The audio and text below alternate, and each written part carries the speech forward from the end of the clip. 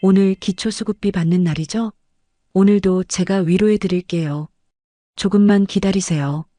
안녕하세요. 사연다방 청취자 여러분, 저는 김철수입니다. 한때는 작은 식당이나마 운영했던 소상공인이었고, 지금은 영등포 쪽방촌에서 기초생활수급비로 하루하루를 버텨가는 62세 남자예요. 사람들은 기초수급비로 하루하루를 버티는 나 같은 사람이 이런 곳을 찾는다고 하면 고개를 절레절레 흔들 거예요. 하지만 그때는 몰랐습니다. 나이가 들수록 외로움이 이렇게 뼈를 내는 듯이 아플 줄은 말이에요. 한 달에 한 번 수급비 받는 날이면 이곳을 찾아가요. 사람들은 그 돈으로 그곳에 가는 저를 보면 타박할 수도 있겠지만 저에게는 이것도 살아가는 이유 중 하나거든요. 이제부터 제 이야기를 시작하겠습니다. 여러분이 저라면 어떤 선택을 하셨을까요? 댓글로 여러분의 소중한 경험과 따뜻한 조언을 나누어 주세요. 시청 전 구독과 좋아요, 그리고 알람 설정해 주시면 매일 새로운 이야기로 찾아뵙겠습니다. 새벽 5시가 되면 어김없이 눈이 떠져요. 나이가 들수록 잠이 부족해지는 건지 아니면 이 좁은 공간이 답답해서 그런 건지 모르겠어요. 침대라고 부르기도 민망한 낡은 매트리스에서 몸을 일으키면 온몸이 뻐근하게 아파와요. 제가 사는 이곳은 영등포구 쪽방촌이에요. 2평 남짓한 이 작은 공간이 지금의 제 전부죠. 월세는 35만 원인데 기초생활수급비에서 주거급여로 나와서 실제로는 5만 원 정도만 제가 부담해요. 그래도 이만하면 감사한 일이죠.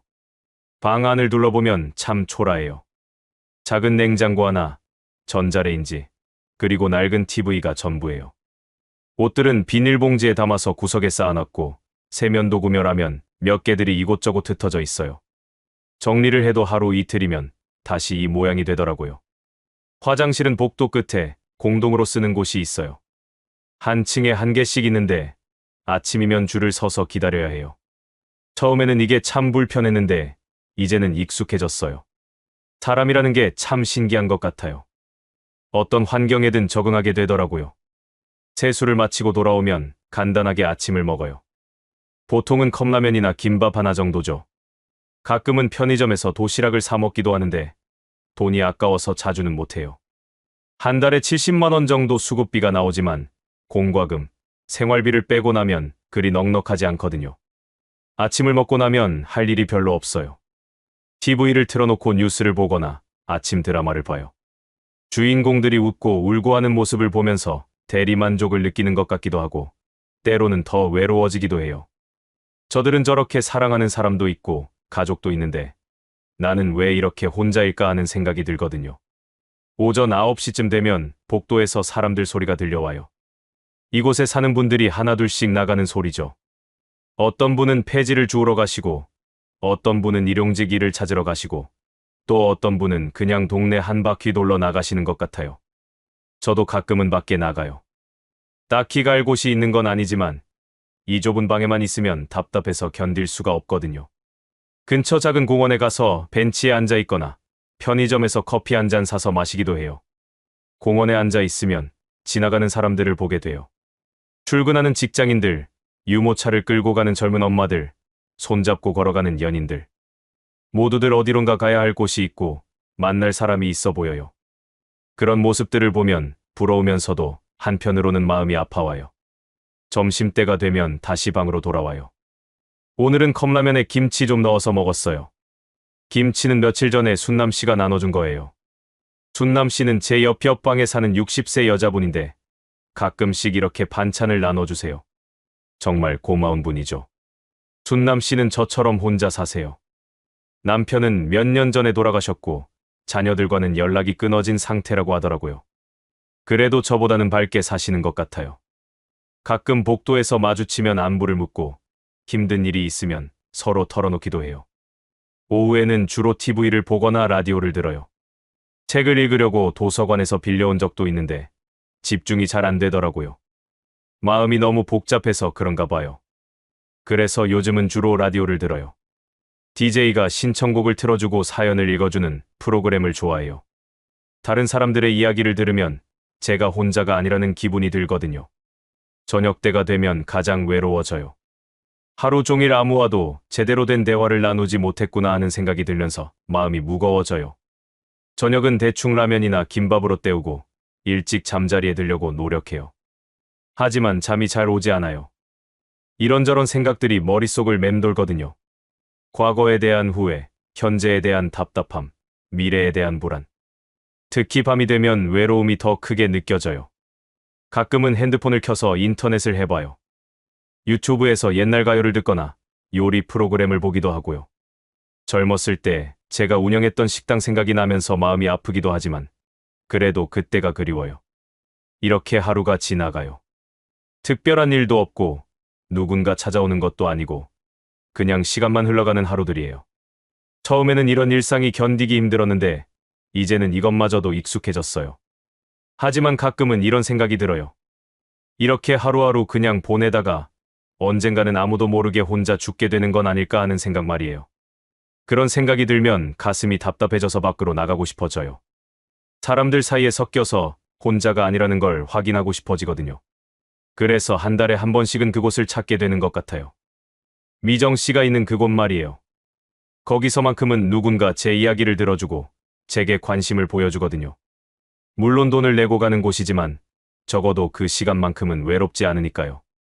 오늘 아침에 라디오에서 나온 옛날 가요를 듣다가 문득 과거 생각이 났어요. 언젠가부터 자꾸 과거를 돌아보게 되더라고요. 아마도 현재가 너무 막막해서 그런가 봐요. 그때는 정말 행복했는데 하는 생각이 들면서 가슴 한구석이 아려와요. 제가 28살 때였어요. 지금으로부터 한 30년도 더 전 일이죠. 그때 저는 영등포에서 그리 멀지 않은 곳에 작은 식당을 하나 차렸어요. 칠성분식이라는 이름이었는데 제가 직접 지은 이름이었어요. 별처럼 반짝이는 꿈을 가지고 시작한다는 의미였죠. 식당은 정말 작았어요. 테이블이 겨우 6개 들어갈 정도였는데 그래도 제 소유의 가게라는 게 얼마나 자랑스럽던지요. 매일 새벽 4시에 일어나서 시장에 가서 재료를 사오고 직접 육수를 우리고 김치도 담그고 그랬어요. 힘들었지만 보람이 있었죠.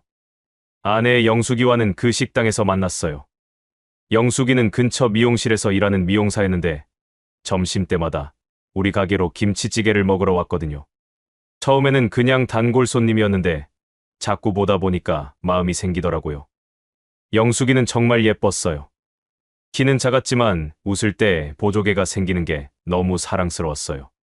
그리고 무엇보다 마음씨가 따뜻했죠. 제가 바쁠 때면 설거지도 도와주고 손님들한테도 친절하게 대해줬어요. 1년 정도 그렇게 알고 지내다가 용기를 내서 고백했어요. 그날이 또렷하게 기억나요. 장사를 마치고 영숙이가 마지막 손님으로 와서 냉면을 먹고 있을 때였어요. 떨리는 마음으로 말했죠. 영숙 씨, 저랑 사귀실 생각 없으세요? 영숙이는 빨갛게 된 얼굴로 웃으면서 대답했어요. 사장님이 언제부터 저를 좋아하셨는지는 모르겠지만 사실 저도 사장님을 좋아했어요. 그때 정말 가슴이 두근두근했어요. 세상에서 가장 행복한 사람이 된 기분이었죠. 그 후로 1년을 사귀다가 결혼했어요. 식당 2층에 작은 방 하나를 얻어서 신혼집으로 꾸몄어요. 결혼 초기에는 정말 행복했어요. 영숙이가 미용실 일을 그만두고 식당 일을 함께 해줬거든요. 둘이서 힘을 합쳐서 장사를 하니까 매출도 늘고 단골 손님들도 많아졌어요. 영숙이는 요리 솜씨도 좋아서 새로운 메뉴도 만들어줬고요. 결혼하고 1년 후에 아들 민수가 태어났어요. 정말 예쁜 아이였어요. 영숙이를 닮아서 웃을 때 보조개가 생겼거든요. 제가 안고 있으면 자지 않고 계속 웃어주는 아이였어요. 그때는 정말 세상이 다 제 것 같았어요.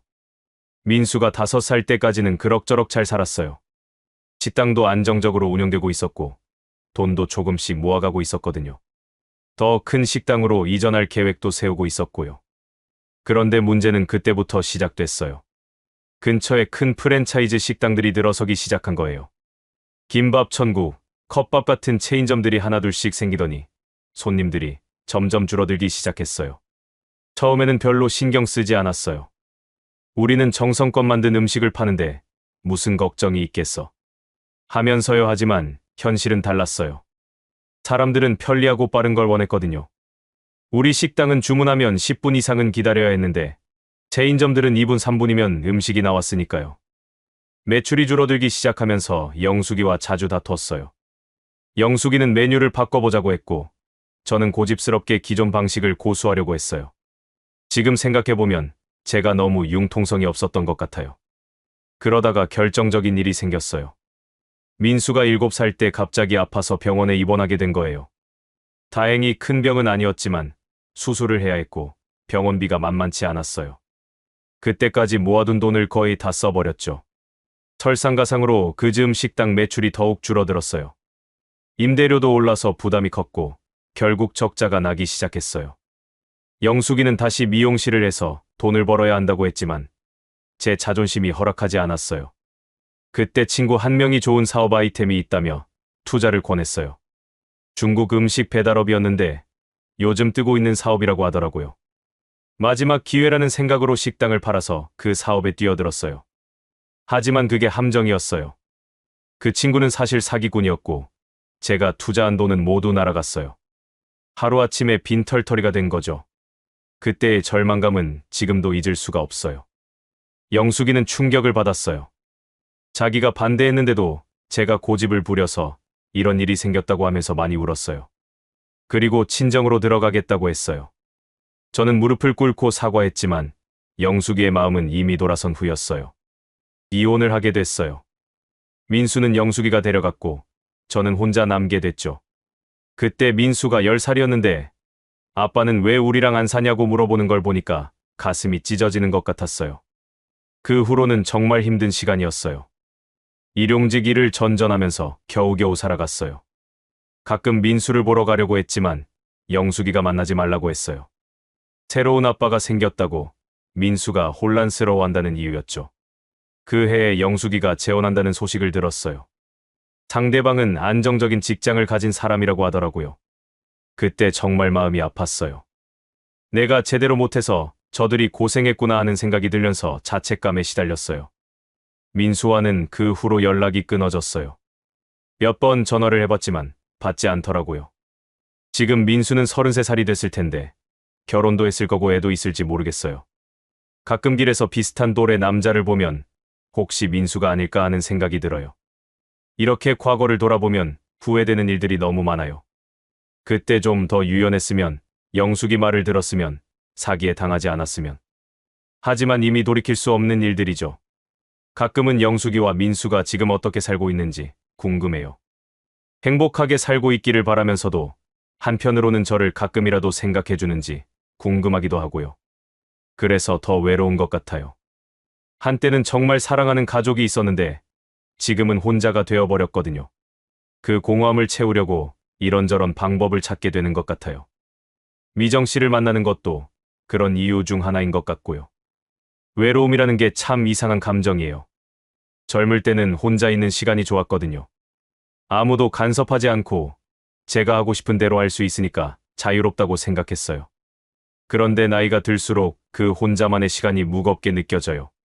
특히 밤이 되면 더 심해져요. TV를 꺼놓고 누워있으면 정적이 귀를 먹먹하게 만들어요.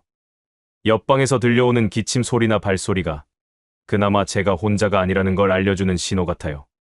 가끔은 순남 씨가 라디오 소리를 크게 틀어놓으면 그 소리가 들려와서 마음이 좀 놓여요. 하루 종일 말을 하지 않는 날이 많아요. 편의점에서 물건을 살 때 감사합니다. 한마디, 순남 씨와 복도에서 마주쳤을 때 안녕하세요. 인사말 정도가 전부예요. 심한 날은 이틀, 사흘씩 아무와도 대화를 나누지 못할 때가 있어요. 그러면 제 목소리가 어떤지 확인하고 싶어서 혼자 중얼거려 보기도 해요. 거울을 보면 나이 든 제 모습이 낯설어요. 언제부터인가 머리카락에 흰머리가 섞이기 시작했고 이마에는 주름이 깊게 패였어요. 젊을 때는 그럭저럭 봐줄 만한 얼굴이었는데 지금은 그냥 평범한 할아버지 얼굴이 되어버렸어요. 가끔 옛날 사진을 보면 마음이 아파와요. 영숙이와 결혼식 때 찍은 사진, 민수를 안고 웃고 있는 사진들. 그때의 저는 정말 행복해 보여요. 미래에 대한 희망이 눈빛에서 반짝이는 게 보이거든요. 지금의 저와는 완전히 다른 사람 같아요. 나이가 들어간다는 게 이렇게 서글픈 일인지 몰랐어요. 체력도 예전 같지 않고 기억력도 나빠졌어요. 어제 뭘 먹었는지도 가끔 헷갈릴 때가 있어요. 그러면 정말 무서워져요. 혹시 치매라도 오는 건 아닐까 하는 생각이 들거든요. 만약 제가 치매에 걸리면 누가 돌봐줄까요? 가족도 없고 친구도 없는데. 그런 생각을 하면 가슴이 답답해져서 잠을 이룰 수가 없어요. 그래서 요즘은 의식적으로 머리를 쓰려고 노력해요. 신문의 십자말풀이를 풀어보기도 하고 라디오에서 나오는 퀴즈를 맞춰보기도 하고요. 가끔은 길에서 저와 비슷한 또래분들을 보면 부러워요. 부부가 함께 손잡고 걸어가는 모습을 보면 마음이 아려와요. 아무리 나이가 들어도 옆에 함께할 사람이 있다는 게 얼마나 소중한 일인지 그분들은 알까요? 젊은 커플들을 보면 또 다른 감정이 들어요. 부럽기도 하지만 한편으로는 어리다는 생각도 들어요. 저들은 아직 사랑이 영원할 거라고 믿고 있을 테니까요. 저도 영숙이와 처음 만났을 때는 그랬거든요. 우리는 절대 헤어질 일이 없을 거라고 생각했어요. 동네 슈퍼에서 일하는 사장님이 가끔 안부를 물어봐요. 50대 중반의 여자분인데 참 친절하세요. 어르신, 요즘 어떻게 지내세요? 하고 물어보시면 그냥 잘 지낸다고 대답하지만 속으로는 정말 고마워요. 누군가 제 안부를 궁금해한다는 것만으로도 마음이 따뜻해지거든요. 가끔은 그 사장님과 좀 더 이야기하고 싶어요. 하지만 계속 손님들이 들어오니까 길게 이야기할 수는 없어요. 그리고 무엇보다 제가 너무 말을 걸면 부담스러워하실까봐 걱정되기도 하고요. 혼자 밥을 먹을 때가 가장 외로워요. 특히 저녁 시간에는 더 그래요. TV에서 가족들이 함께 둘러앉아 식사하는 모습이 나오면 채널을 돌려버려요. 너무 대비가 되어서 마음이 아프거든요. 라면을 끓여 먹으면서도 생각해요. 누군가 함께 나눠 먹을 사람이 있다면 얼마나 좋을까. 따뜻한 밥상에서 오늘 있었던 일들을 서로 이야기하고 웃고 때로는 투덜거리기도 하면서 식사를 한다면 얼마나 행복할까요? 밤에 잠들기 전에 가장 많은 생각을 해봐요. 이런 삶이 언제까지 계속될까? 이렇게 혼자 살다가 언젠가는 아무도 모르게 죽게 되는 건 아닐까? 그런 생각들이 머릿속을 맴돌아요. 가끔은 민수에게 연락을 해볼까 하는 생각도 들어요. 30년도 넘게 연락을 안 했지만 혹시 저를 그리워하고 있지는 않을까 하는 희망을 가져봐요. 하지만 용기가 나지 않아요. 만약 냉정하게 거절당한다면 견딜 수 있을지 자신이 없거든요. 그래서 가끔은 상상을 해봐요. 민수가 갑자기 찾아와서 아빠, 그동안 어떻게 지내셨어요? 하고 물어보는 상상 말이에요. 그러면 제가 뭐라고 대답할까요? 아빠는 너를 너무 그리워했다고 말할까요? 아니면 잘 지냈다고 거짓말을 할까요? 준남 씨와 이야기할 때가 가장 마음이 편해요. 비슷한 처지라서 그런지 서로의 마음을 이해하거든요. 준남 씨도 자녀들과 연락이 끊어진 상태라고 하니까 제 마음을 누구보다 잘 아실 거예요. 며칠 전에 순남 씨가 이런 말씀을 하시더라고요. 철수 씨, 우리 나이에 혼자 사는 게 이렇게 힘든 줄 몰랐어요. 젊을 때는 혼자가 편하다고 생각했는데 말이에요. 정말 공감이 됐어요. 젊을 때의 혼자와 늙어서의 혼자는 완전히 다른 거더라고요. 젊을 때는 앞으로 만날 사람들에 대한 기대가 있었지만 지금은 그런 기대조차 없으니까요. 그래서 더 간절해지는 것 같아요. 누군가와 진짜 마음을 나누고 싶다는 마음이요. 겉으로는 괜찮은 척하지만 속으로는 정말 외로워서 견딜 수가 없을 때가 많아요. 미정 씨를 처음 만났을 때도 그런 마음이었어요. 물론 그런 목적으로 간 곳이지만 정작 거기서 가장 소중했던 건 미정 씨가 제 이야기를 들어주는 것이었어요. 판에 박힌 서비스가 아니라 진짜 관심을 보여주는 것 같았거든요. 어떤 사람들은 제 나이에 그런 곳을 찾는다고 손가락질할지도 모르겠어요. 하지만 외로움이 얼마나 고통스러운 감정인지 누군가의 따뜻한 관심이 얼마나 소중한지 겪어보지 않은 사람은 모를 거예요. 저도 젊을 때는 그런 분들을 이해하지 못했어요. 왜 나이 들어서까지 그런 짓을 할까 하고 생각했거든요. 하지만 지금은 알겠어요. 외로움을 달래고 싶은 마음, 누군가에게 관심받고 싶은 마음이 얼마나 간절한지 말이에요. 처음 그곳을 찾아간 건 작년 봄이었어요. 벚꽃이 피는 계절이었는데 온 세상이 화사해 보이는데 저만 혼자 외로워서 견딜 수가 없었거든요. 공원에서 꽃 구경하는 사람들을 보니까 모두들 누군가와 함께였어요. 가족끼리, 연인끼리, 친구끼리. 저만 혼자 벤치에 앉아 있는 게 너무 초라했어요. 그날 오전에 수급비가 나왔어요. 평소보다 좀 일찍 나와서 마음의 여유가 있었죠. 집에 돌아와서 컵라면을 끓여 먹으면서 TV를 보는데 갑자기 이런 생각이 들었어요. 이렇게 또 하루를 보내고 싶지 않다고 말이에요. 준남 씨가 예전에 한번 농담처럼 말한 게 생각났어요. 철수 씨도 가끔은 나가서 사람 구경이라도 하세요. 혼자만 있으면 우울해져요. 그때는 별 생각 없이 들었는데 그날따라 그 말이 마음에 와 닿더라고요. 용기를 내서 밖으로 나갔어요. 어디로 가야 할지 몰라서 일단 번호한 곳으로 향했어요. 사람들이 많은 곳에 있으면 외로움이 좀 덜해질 것 같았거든요. 그런데 막상 거리에 나와 보니 더 외로워지더라고요. 수많은 사람들 사이에 있는데도 저는 완전히 혼자였으니까요. 그러다가 작은 노래방이 보였어요. 간판에 호프 노래방이라고도 적혀 있었는데 그냥 맥주 한잔하고 오자는 생각으로 들어갔어요. 혼자 술을 마셔본 지도 오래됐거든요. 들어가니까 생각했던 것과는 좀 달랐어요. 나이 드신 남자분들이 몇 분 계셨고 젊은 여자분들이 옆에 앉아서 이야기를 나누고 있더라고요. 처음에는 어색했지만 사장님이 친절하게 맞아주셔서 마음이 놓였어요. 혼자 앉아서 맥주를 마시고 있는데 한 분이 다가와서 말을 걸었어요. 그분이 바로 미정 씨였어요.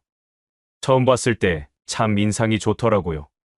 50살이라고 하셨는데 나이에 비해서 정말 젊어 보였어요. 무엇보다 웃는 모습이 따뜻했어요. 아저씨, 혼자 오셨어요? 외로우시겠네요. 그 한마디에 가슴이 뭉클했어요. 오랜만에 누군가 제 마음을 알아주는 것 같았거든요. 미정 씨는 제 옆에 앉아서 자연스럽게 대화를 시작했어요. 어디서 사시는지, 어떻게 지내시는지, 가족은 있는지. 정말 오랜만에 누군가와 제대로 된 대화를 나눴어요. 미정 씨는 제 이야기를 정말 잘 들어줬어요. 중간중간 맞장구도 쳐주고, 공감도 해주고, 때로는 위로의 말도 건넸어요. 제가 과거에 식당을 했다고 하니까 정말 대단하다고 했고, 지금은 혼자 산다고 하니까 많이 외롭겠다고 하더라고요. 그날은 정말 오랜만에 행복한 시간을 보냈어요. 미정 씨와 이야기하면서 웃기도 하고, 옛날 이야기도 하고, 노래도 부르고, 언제 이렇게 즐거운 시간을 보냈는지 기억도 안 났어요. 시간이 지나면서 분위기가 좀 달라졌어요. 미정 씨가 제 어깨에 기대면서 말하더라고요. 아저씨, 정말 외로우시겠어요. 저도 마음이 아파요. 그러면서 제 손을 잡아주는데 그 따뜻함이 가슴까지 전해지는 것 같았어요. 미정 씨가 조심스럽게 물어봤어요. 아저씨, 혹시 좀 더 편한 곳에서 이야기할까요? 저도 아저씨와 더 많은 이야기를 나누고 싶어요. 처음에는 망설였어요. 하지만 미정 씨의 따뜻한 눈빛을 보니까 마음이 움직였어요. 오랜만에 누군가 저에게 관심을 보여주는데 그 관심을 거절할 수는 없었어요. 근처 작은 모텔로 갔어요. 솔직히 말하면 처음에는 어색했어요. 이런 일을 해본 지가 너무 오래됐거든요. 영숙이와 헤어진 후로는 처음이었으니까요. 하지만 미정 씨는 정말 배려심이 많았어요. 제가 긴장하는 걸 알고 천천히 마음을 풀어주더라고요. 억지로 뭔가를 하려고 하지도 않았고 그냥 옆에 누워서 이야기를 많이 했어요. 아저씨는 정말 좋은 분 같아요. 얼굴도 인자하시고 마음도 따뜻하시고. 왜 혼자 지내세요? 다시 좋은 분 만나시면 되잖아요. 미정 씨의 말에 쓴 웃음이 나왔어요. 제 나이에 누가 저를 좋아해 주겠어요. 그리고 한 번 실패한 사람이라 자신도 없고요. 그러니까 미정 씨가 제 손을 꼭 잡아주면서 말했어요. 그런 말씀 마세요. 아저씨 같은 분이라면 누구든 좋아할 거예요. 저도 아저씨가 좋은걸요. 그 순간 정말 마음이 따뜻해졌어요. 오랜만에 누군가 저를 좋다고 해주는 말을 들었거든요. 물론 그게 진심인지 아니면 그냥 서비스인지는 잘 모르겠지만 적어도 그 순간만큼은 정말 소중했어요. 그날 밤은 정말 오랜만에 외롭지 않았어요. 옆에 누군가 있다는 것만으로도 마음이 편안했어요. 미정 씨의 따뜻한 체온이 느껴지고 작은 숨소리가 들리는 게 너무 좋았어요. 새벽에 일어나서 미정 씨를 보니까 정말 예뻤어요. 자는 모습이 인형 같기도 하고 때로는 영숙이 같기도 하고 복잡한 감정이 들었어요. 미정 씨가 눈을 뜨면서 미소를 지었어요. 아저씨, 잘 주무셨어요? 그 웃는 모습을 보니까 정말 고마웠어요. 오랜만에 이렇게 편안하게 잔 것 같다고 했더니 미정 씨도 기뻐하더라고요. 헤어질 때 미정 씨가 말했어요. 아저씨, 언제든 외로우시면 오세요. 제가 기다리고 있을게요. 그 말이 얼마나 위로가 됐는지 몰라요. 그 후로 한 달에 한 번씩은 미정 씨를 만나러 가요. 수급비 받는 날이면 그곳을 찾아가죠. 물론 돈이 들어가는 일이지만 저에게는 돈보다 더 소중한 게 있어요. 누군가 저를 기다려주고, 제 이야기를 들어주고, 저에게 관심을 보여준다는 것 말이에요. 사람들은 제 나이에 그런 곳을 찾는다고 하면 손가락질할지도 모르겠어요. 하지만 외로움이 얼마나 아픈 감정인지, 누군가의 따뜻한 관심이 얼마나 소중한지 모르는 사람들의 이야기예요. 미정 씨와 보내는 시간은 제게 정말 특별해요. 그냥 옆에 앉아서 이야기하는 것만으로도 행복하거든요. 물론 그 이상의 일도 있지만, 그보다 더 중요한 건 마음의 교감이에요. 가끔 미정 씨가 말해요. 아저씨는 정말 순수하세요. 다른 손님들과는 많이 달라요. 저에게 진짜 관심을 보여주시는 것 같아요. 그 말을 들으면 마음이 복잡해져요. 제가 미정 씨에게 갖는 감정이 정말 뭘까 하는 생각이 들거든요. 단순히 외로움을 달래려는 건지, 아니면 정말 미정이라는 사람에게 마음이 있는 건지. 확실한 건 미정 씨와 함께 있으면 외롭지 않다는 거예요. 그리고 누군가 저를 필요로 한다는 느낌을 받을 수 있다는 거고요. 그것만으로도 저에게는 충분해요. 이곳에 처음 왔을 때는 정말 막막했어요. 아무도 모르는 곳에서 혼자 살아야 한다는 게 얼마나 두려웠는지 몰라요. 그런데 시간이 지나면서 이곳도 나름의 정이 있다는 걸 알게 됐어요. 비슷한 처지의 사람들이 모여 사니까 서로의 마음을 이해하는 부분이 있더라고요. 영호 씨를 처음 만난 건 제가 이사 온 지 일주일쯤 됐을 때였어요. 복도에서 담배를 피우고 있었는데 낯선 얼굴이라며 말을 걸어주었어요. 새로 온 사람이냐고, 어디서 왔냐고 물어보더라고요. 그때는 아직 이곳 생활에 적응이 안 돼서 말수가 별로 없었는데 영호 씨가 먼저 다가와 주어서 고마웠어요. 영호 씨는 올해 59세예요. 저보다 3살 어리지만 이곳에서는 터줏대감이라고 할 수 있어요. 벌써 5년째 이곳에서 살고 있거든요. 예전에는 건설업을 했다고 하는데 어떤 사연이 있었는지는 자세히 물어보지 않았어요.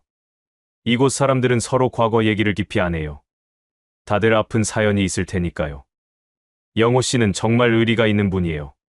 제가 감기에 걸려서 며칠 앓았을 때 약국에서 감기약을 사다가 주었어요. 돈 걱정하지 말라고, 나중에 형편되면 갚으라고 하더라고요. 그때 정말 고마웠어요. 누군가 저를 걱정해준다는 게 얼마나 소중한지 새삼 느꼈거든요. 가끔 영호 씨와 함께 편의점에서 캔맥주를 사서 1층 계단에 앉아 마셔요. 딱히 할 이야기가 많은 건 아니지만 그냥 옆에 앉아 있는 것만으로도 마음이 편해져요. 영호 씨도 혼자 사니까 외로움을 알거든요. 어젯밤에도 영호 씨와 맥주를 마셨어요. 평소보다 말이 많더라고요. 알고 보니 며칠 전에 옛날 직장 동료에게서 연락이 왔다고 하더라고요. 오랜만에 만나자고 해서 나갔는데 돈 좀 빌려달라는 이야기였다고 해요. 그 이야기를 들으니까 마음이 씁쓸했어요. 사람들이 연락하는 이유가 그런 거라니. 영호 씨도 많이 상처받은 것 같았어요. 그래서 제가 위로의 말을 해줬죠. 영호 씨, 그런 사람들은 신경 쓰지 마세요. 진짜 친구라면 그런 식으로 연락하지 않을 거예요. 영호 씨가 쓴웃음을 지으면서 말했어요. 철수 씨, 우리 나이 되면 진짜 친구가 몇이나 남아있겠어요. 다들 자기 살기 바쁜데요. 그래도 여기서 철수 씨 같은 친구를 만나서 큰 위로가 돼요. 그 말을 들으니까 가슴이 뭉클했어요. 저도 마찬가지거든요. 영호 씨가 있어서 이곳 생활이 덜 외로워요. 나이 차이는 있지만 서로 의지할 수 있는 사이가 된 것 같아요. 준남 씨와는 또 다른 관계예요. 준남 씨는 정말 마음씨가 따뜻한 분이에요. 제가 라면만 먹고 사는 걸 아시고는 가끔씩 밑반찬을 나눠주세요. 김치, 콩나물 무침, 멸치볶음 같은 것들이요. 직접 만드신 건 아니고 복지관에서 나눠주는 거라고 하시지만 그래도 정말 고마워요. 며칠 전에는 순남 씨가 조금 아프셨어요. 열이 나는 것 같더라고요. 그래서 제가 해열제를 사다가 드렸어요. 순남 씨가 그렇게 고마워하시는 걸 보니까 제가 더 기분이 좋았어요. 누군가를 도와줄 수 있다는 게 얼마나 뿌듯한 일인지 알겠더라고요. 순남 씨는 가끔 제 안부를 물어봐요. 철수 씨, 요즘 어떻게 지내세요? 너무 우울해하지 마세요. 그런 말을 들으면 마음이 따뜻해져요. 아무리 작은 관심이라도 받는다는 건 정말 소중한 일이에요. 순남 씨와는 가끔 복도에서 만나면 짧게 이야기를 나눠요. 오늘 날씨가 어떠다거나, TV에서 본 뉴스 이야기하거나 그런 소소한 일상 얘기들이요. 별것 아닌 이야기 같지만 저에게는 중요해요. 누군가와 일상을 나눈다는 것 자체가 의미가 있거든요. 이곳에는 또 다른 분들도 계세요. 3층에 사시는 박씨 아저씨는 70살이 넘으셨는데도 매일 폐지를 주우러 다니세요. 건강 챙기시라고 가끔 영양제를 드리곤 해요. 박씨 아저씨도 고마워하시면서 주운 폐지 중에 괜찮은 신문이나 잡지가 있으면 가져다 주세요. 4층에 사시는 김씨 아줌마는 가끔 1층에서 라면을 끓여 드세요. 그럴 때면 저희들도 함께 먹자고 하세요. 다 같이 둘러앉아서 라면을 먹으면 마치 가족 같은 기분이 들어요. 물론 진짜 가족은 아니지만 그래도 혼자가 아니라는 느낌을 받을 수 있어요. 이곳 사람들의 특징은 서로 간섭하지 않는다는 거예요.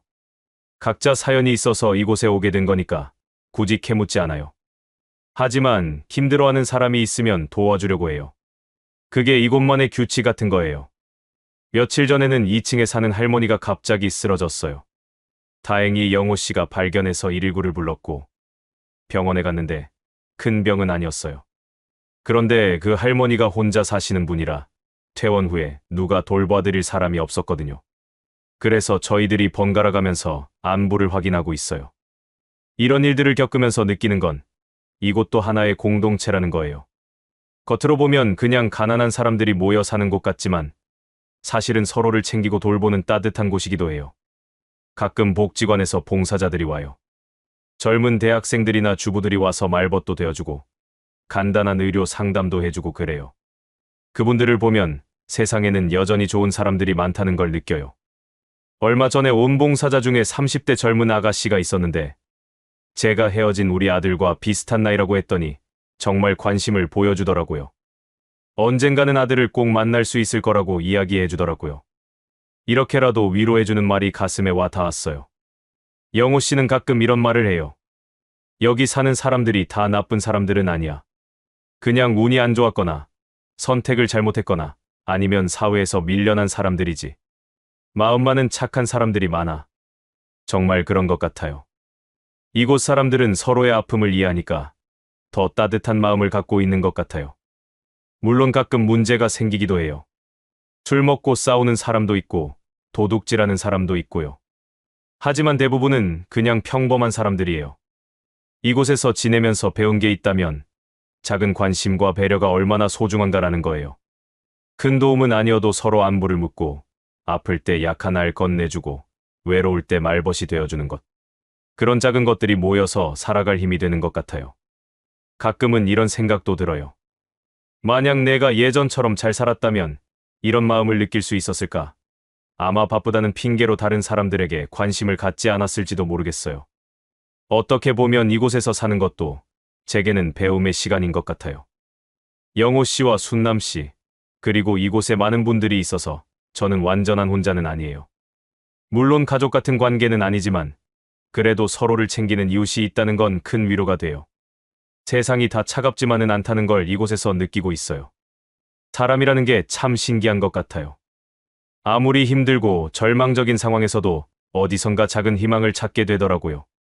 제가 지금 이런 생활을 하고 있지만 그래도 마음 한구석에는 여전히 꿈들이 남아 있어요. 어쩌면 어리석은 꿈일지도 모르지만 그런 꿈들이 있어서 하루하루를 버텨나가는 것 같아요. 가장 간절한 꿈은 역시 민수를 다시 만나는 거예요. 33살이 된 아들이 어떤 모습일지 정말 궁금해요. 결혼은 했을까요? 아이들은 있을까요? 어떤 직업을 갖고 있을까요? 행복하게 살고 있을까요? 그런 생각을 하면 밤에 잠이 안 와요. 가끔 상상을 해봐요. 어느 날 갑자기 민수가 찾아와서 아빠라고 부르는 상상 말이에요. 처음에는 서로 어색하겠지만 시간이 지나면서 점점 가까워지는 거죠. 민수가 자기 가족을 소개해주고 손자나 손녀를 안겨주면서 할아버지라고 하는 상상. 그런 생각만 해도 가슴이 벅차올라요. 혹시라도 민수가 저를 찾을 수 있게 주소는 항상 같은 곳에 두고 있어요. 구청에 신고한 주소도 여기고 혹시 모르니까 예전에 살던 동네 사람들한테도 여기 산다고 이야기해뒀어요. 언젠가 민수가 마음을 바꿔서 아빠를 찾으려고 할 때 찾을 수 있도록 말이에요. 영숙이에 대한 마음도 복잡해요. 지금은 재혼해서 행복하게 살고 있을 텐데 그래도 가끔은 저를 생각해줄까요?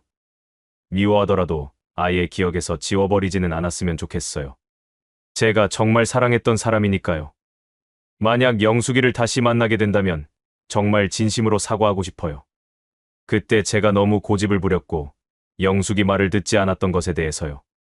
지금 생각해보면 영숙이가 옳았어요. 제가 좀 더 유연했다면 그런 일은 없었을 거예요. 건강에 대한 걱정도 많이 해요. 나이가 들수록 여기저기 아픈 곳이 생기더라고요. 무릎도 아프고 허리도 아프고 가끔은 가슴이 답답할 때도 있어요. 혹시 큰 병에 걸리면 어떻게 하나 하는 생각이 들어요. 그래서 요즘은 건강관리에 신경을 쓰려고 해요. 술도 예전보다 줄였고 담배도 끊으려고 노력하고 있어요. 물론 완전히 끊지는 못했지만 하루에 반갑 정도로 줄였어요. 운동도 하려고 하는데 딱히 할 만한 운동이 없어서 가끔 동네를 걸어 다니는 정도예요. 복지관에서 무료 건강검진을 해준다고 해서 받아봤어요. 다행히 큰 이상은 없다고 하더라고요. 혈압이 조금 높다고 해서 약을 처방받았는데 꼬박꼬박 챙겨 먹고 있어요. 건강해야 민수를 만날 수 있을 테니까요. 소소한 일상의 행복도 있어요. 날씨 좋은 날 공원에 나가서 벤치에 앉아 있으면 마음이 편해져요. 아이들이 뛰어노는 모습을 보거나 강아지 산책시키는 사람들을 보면 웃음이 나요. 그런 평범한 일상들이 저에게는 작은 행복이에요. 가끔 도서관에 가서 책을 읽기도 해요.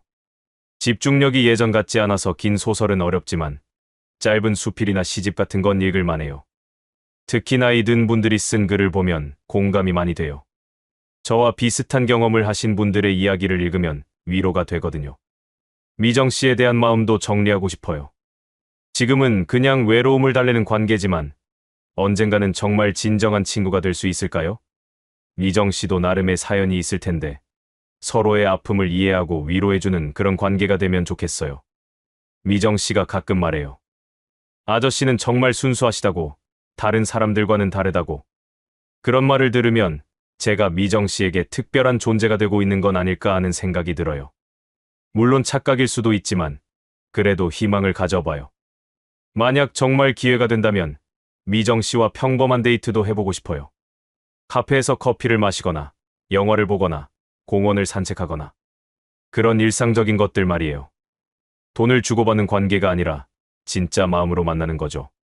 영호 씨와는 앞으로도 좋은 친구로 지내고 싶어요. 서로 의지할 수 있는 관계라는 게 정말 소중하거든요. 영호 씨도 저를 진짜 친구라고 생각해주는 것 같아서 고마워요. 가끔은 영호 씨와 함께 여행도 가보고 싶어요. 멀리는 못 가더라도 근처 바닷가라도 다녀오면서 좋은 추억을 만들고 싶어요. 순남 씨께도 뭔가 도움이 되고 싶어요. 항상 제가 받기만 했는데 언젠가는 순남 씨에게도 도움을 드릴 수 있는 일이 있으면 좋겠어요. 작은 것이라도 말이에요. 가끔 꿈을 꿔봐요. 복권에 당첨되는 꿈 말이에요. 물론 큰 돈은 아니어도 1,000만 원 정도만 있으면 여기서 나가서 조금 더 나은 곳에서 살 수 있을 텐데. 그리고 그 돈으로 민수에게 무언가 좋은 걸 해주고 싶어요. 그동안 못 줬던 용돈이라도 보내주고 싶고요. 요리에 대한 꿈도 있어요. 예전에 식당을 했을 때처럼 다시 요리를 해보고 싶어요. 물론 장사를 다시 할 수는 없겠지만 누군가에게 맛있는 음식을 만들어주고 싶어요. 영호 씨나 순남 씨, 미정 씨에게라도 제가 정성껏 만든 음식을 대접하고 싶어요. 언젠가는 제 인생을 글로 써보고 싶기도 해요. 누군가 읽을 거라는 기대는 안 하지만 제가 살아온 이야기를 정리해보고 싶어요. 실패한 이야기가 더 많지만 그래도 제 나름대로는 열심히 살았거든요. 죽음에 대한 생각도 해봐요. 언젠가는 죽을 텐데 그때 혼자 죽는 건 너무 외로울 것 같아요. 적어도 누군가 제 죽음을 기억해주는 사람이 있으면 좋겠어요. 민수가 아니어도 영호 씨나 순남 씨라도. 하지만 아직은 죽고 싶지 않아요. 할 일이 남아 있거든요. 민수를 만나는 것, 미정 씨와 좋은 관계를 만드는 것, 영호 씨와 순남 씨에게 고마움을 표현하는 것. 그런 일들이 남아 있어서 더 살아야 해요. 매일 아침 일어나면 오늘은 무슨 좋은 일이 생길까 하는 기대를 해봐요. 작은 일이라도 좋으니까 뭔가 기쁜 일이 있으면 좋겠어요. 순남 씨와 좋은 대화를 나누거나 영호 씨와 맛있는 안주로 맥주를 마시거나 아니면 길에서 예쁜 꽃을 발견하는 것만으로도 좋아요. 이런 작은 희망들이 저를 살아가게 하는 힘인 것 같아요. 비록 큰 꿈은 이루기 어렵겠지만 작은 행복들은 제가 만들어갈 수 있을 거라고 믿어요. 그래서 오늘도 포기하지 않고 살아가고 있어요. 어젯밤 잠들기 전에 문득 이런 생각이 들었어요. 내가 왜 아직도 살고 있을까? 객관적으로 보면 제 인생은 실패작 같거든요. 사업도 망했고, 가족도 잃었고, 지금은 쪽방에서 수급비로 연명하고 있고, 남들이 보기에는 정말 불쌍한 인생이겠죠. 하지만 곰곰이 생각해보니까 그래도 살아갈 이유들이 하나둘씩 떠오르더라고요. 작은 것들이지만 제게는 정말 소중한 이유들이에요. 가장 큰 이유는 역시 사람들이에요. 영호 씨, 순남 씨, 미정 씨. 이분들이 제 곁에 있어서 완전히 혼자가 아니라는 걸 느껴요. 비록 혈연 관계는 아니지만 서로를 챙기고 걱정해주는 마음만큼은 진짜 가족 같아요. 영호 씨가 며칠 전에 이런 말을 했어요. 철수 씨 없으면 나도 외로울 것 같아요. 그 말을 듣는 순간 가슴이 뭉클했어요. 누군가에게 필요한 사람이라는 느낌을 받은 게 정말 오랜만이었거든요. 순남 씨도 마찬가지예요. 제가 며칠 얼굴을 안 보이면 걱정된다며 안부를 물어봐요. 그런 관심 하나하나가 저에게는 살아갈 힘이 되어줘요. 누군가 제가 있는지 없는지 신경 써준다는 것만으로도 고마운 일이에요. 미정 씨와의 관계도 제게는 특별한 의미가 있어요. 처음에는 그냥 외로움을 달래려고 시작한 관계였지만 지금은 그 이상이 된 것 같아요. 미정 씨가 저를 대하는 따뜻함이 진짜인지 가짜인지는 모르겠지만 적어도 그 시간만큼은 누군가 저를 소중하게 여겨준다는 느낌을 받을 수 있거든요. 며칠 전에 미정 씨가 이런 말을 했어요. 아저씨를 만나면서 제가 많이 변한 것 같아요. 예전보다 사람을 더 소중하게 생각하게 됐어요. 그 말을 듣고 깜짝 놀랐어요. 제가 누군가에게 좋은 영향을 줄 수 있다니. 그동안 저는 항상 받기만 하는 사람이라고 생각했거든요. 쪽방촌 사람들과의 관계도 소중해요. 박씨 아저씨가 주워온 신문을 가져다 주실 때, 김씨 아줌마가 라면 같이 먹자고 하실 때, 그런 순간들이 저에게는 정말 따뜻한 기억이에요. 우리는 가난하지만 서로를 외면하지 않아요. 그게 이곳만의 특별함인 것 같아요. 계절이 바뀌는 것도 살아갈 이유 중 하나예요. 봄이 되면 벚꽃이 피고, 여름이 되면 매미가 울고, 가을이 되면 단풍이 들고, 겨울이 되면 눈이 와요. 그런 자연의 변화를 보면서, 아, 내가 아직 살아있구나 하는 걸 느껴요. 특히 새벽에 일어나서 창문으로 해가 떠오르는 걸 볼 때가 좋아요. 새로운 하루가 시작된다는 느낌이 들거든요. 오늘은 어떤 일이 생길까? 누구를 만날까? 무슨 좋은 일이 있을까? 그런 기대감이 있어요. 라디오에서 나오는 음악도 위로가 돼요. 특히 옛날 가요를 들으면 그때 그 시절이 생각나면서 마음이 따뜻해져요.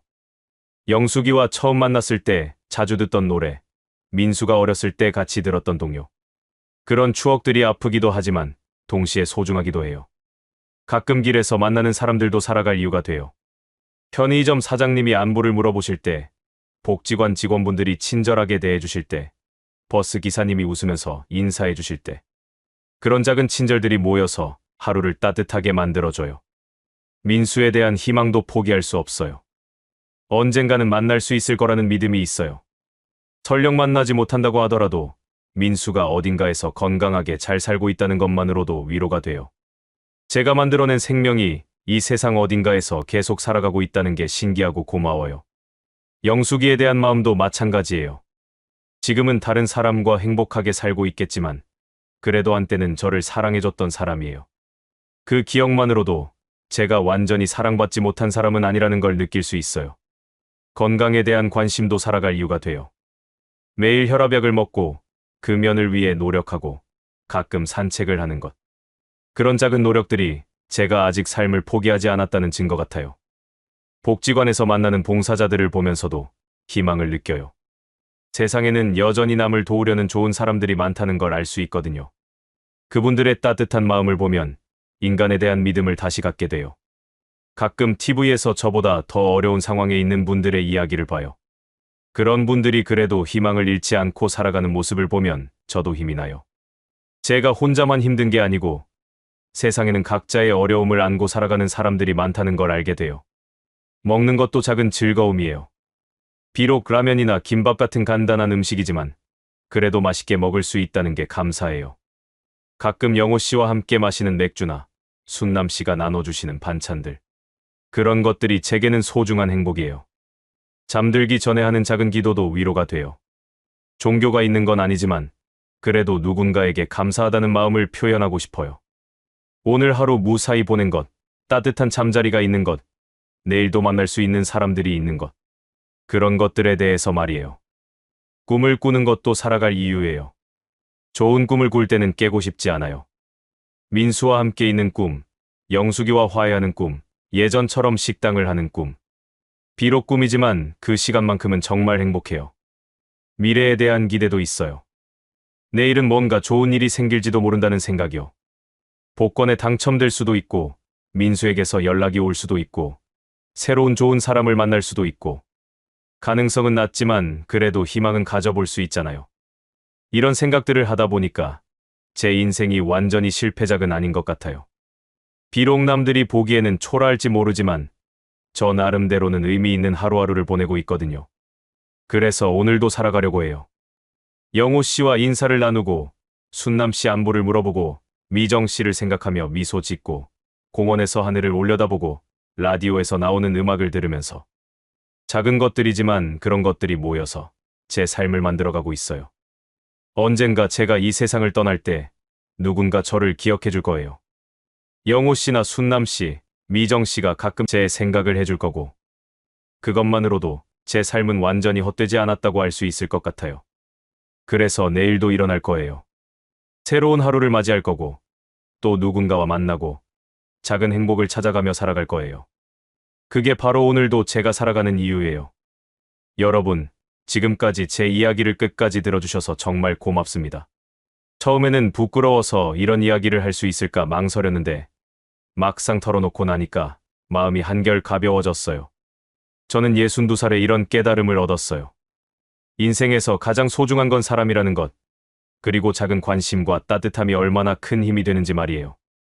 나이가 들수록 외로움이 깊어지는 건 자연스러운 일이지만 그 외로움을 달래는 방법은 각자 다를 수 있다고 생각해요.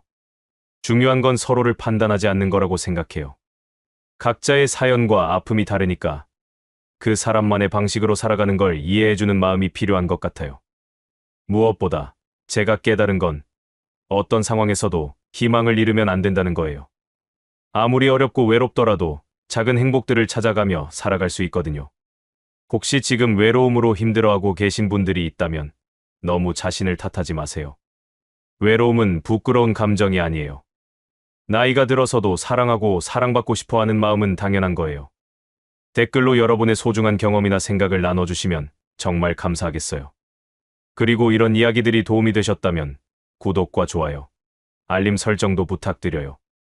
마지막으로 이 이야기를 끝까지 들어주신 모든 분들께 진심으로 감사의 마음을 전해요. 모두들 건강하시고 작은 행복들로 가득한 하루하루 보내시길 바라요. 정말 고맙습니다.